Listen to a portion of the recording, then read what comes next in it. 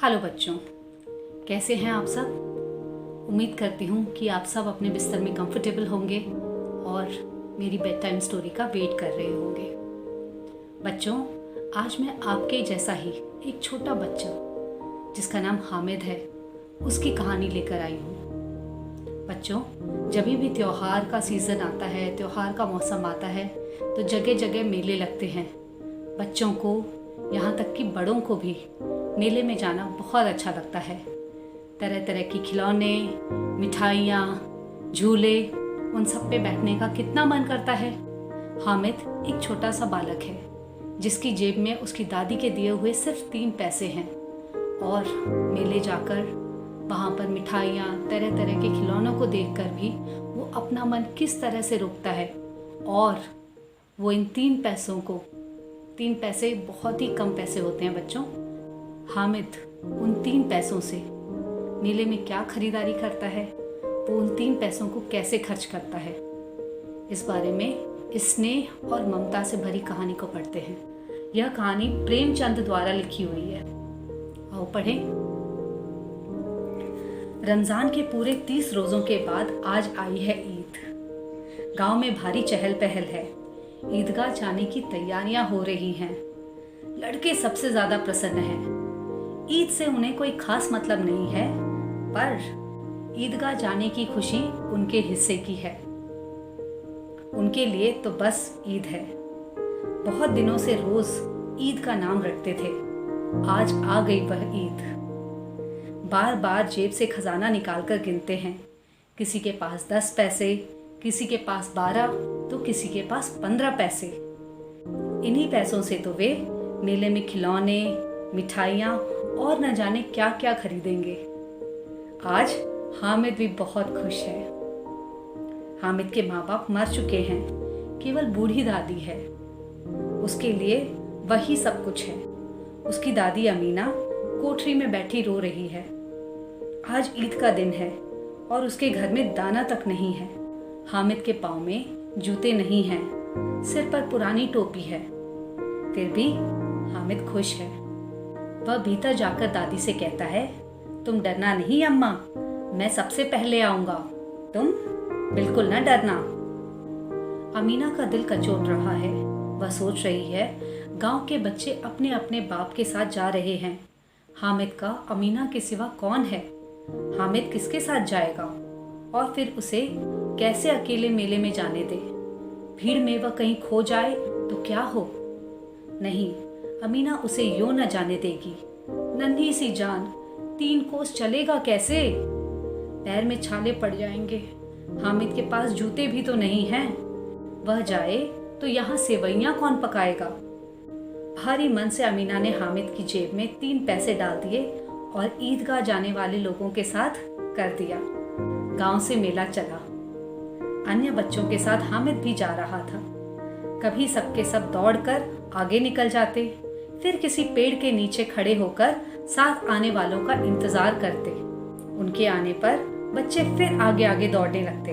हामिद के पैरों में तो मानो पंख लगे हों। शहर समीप आ गया।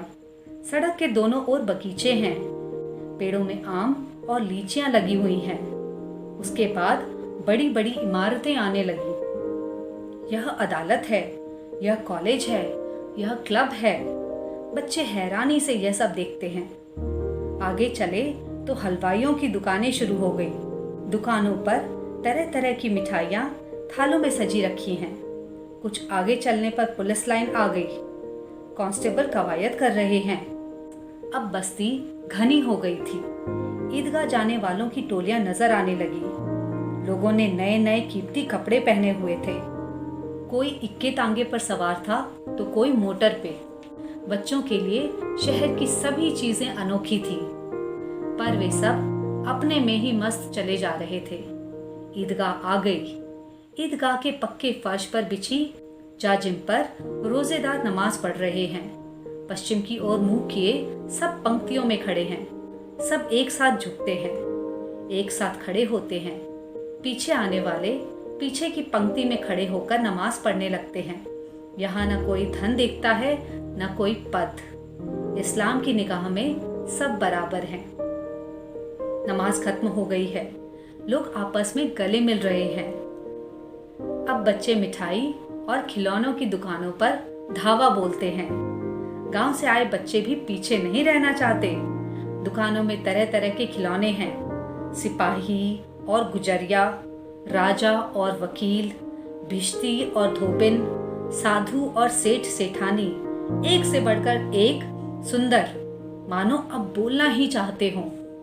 महमूद सिपाही लेता है और मौसिम भिश्ती।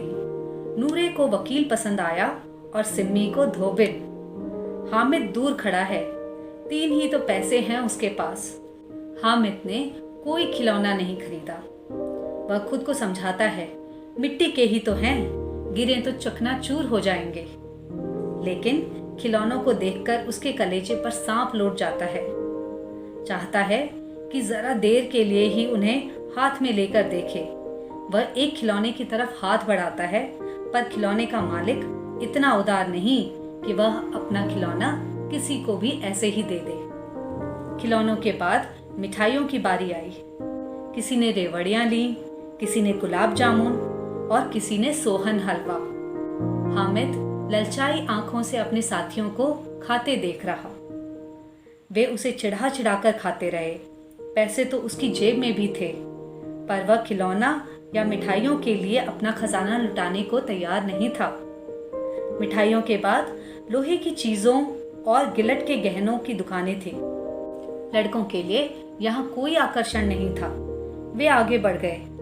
हामिद की नजर लोहे के दुकान में रखे एक चिमटे पर गई। उसे ख्याल आया कि अम्मा के पास चिमटा नहीं है। तवे से रोटियां उतारती हैं तो हाथ जल जाता है, क्यों न चिमटा ही खरीद लिया जाए। अम्मा चिमटा देखकर खुश हो जाएंगी। उसने दुकानदार से पूछा, यह चिमटा कितने का है? दुकानदार ने उसकी ओर देखा। कोई आदमी साथ न देखकर कहा, यह तुम्हारे काम की चीज नहीं है। बिकाऊ है या नहीं? हामिद ने पूछा। बिकाऊ क्यों नहीं है? बिकाऊ नहीं है तो यहाँ क्यों आए हैं? दुकानदार ने कहा। तो बताते क्यों नहीं कि कितने का है? 6 पैसे लगेंगे।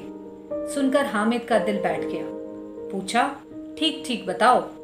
ठीक ठीक 5 पैसे लगेंगे। लेना है तो लो, नहीं तो चलते बनो। 3 पैसे में दोगे? हामिद ने कलेजा मजबूत करके कहा। वह दादी के लिए अपनी सारी जमा पूंजी लुटाने को तैयार था। वह आगे बढ़ने को हुआ तो दुकानदार ने उसे बुलाया।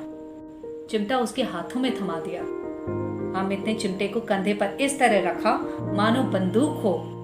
फिर शान से अकड़ता हुआ अपने साथियों के पास आया। मोहसिन ने कहा, यह चिमटा क्यों लाया पगले? इसका क्या करेगा? हामिद ने चिमटे को जमीन पर पटक कर कहा, जरा अपनी भिश्ती इस तरह जमीन पर गिरा दो, सारी पसलियां चूर चूर हो जाएंगी बच्चों की। महमूद को चिमटे की भिश्ती के साथ तुलना अखर गई। बोला, यह चिमटा कोई खिलौना है? खिलौना क्यों नहीं है? कंधे पर रखो तो बंदूक हो जाए, हाथ में ले लो तो फकीरों का चिमटा हो जाए। चाहे तो इससे मंजीरे का काम ले सकते हो। एक चिमटा जमा दूं तो तुम्हारे सारे खिलौने चकनाचूर हो जाएंगे। तुम्हारे खिलौने मिलकर भी मेरे चिमटे का बाल बांका नहीं कर सकते, हामिद ने गर्व से कहा। हामिद के चिमटे की धाक बच्चों पर बैठ गई। उन्होंने अपने अपने खिलौने उसे देखने को दिए। हामिद ने अपना चिमटा उन्हें देखने को दे दिया। चिमटा बारी बारी सबके हाथ गया और उनके खिलौने बारी बारी हामिद के हाथ में आए।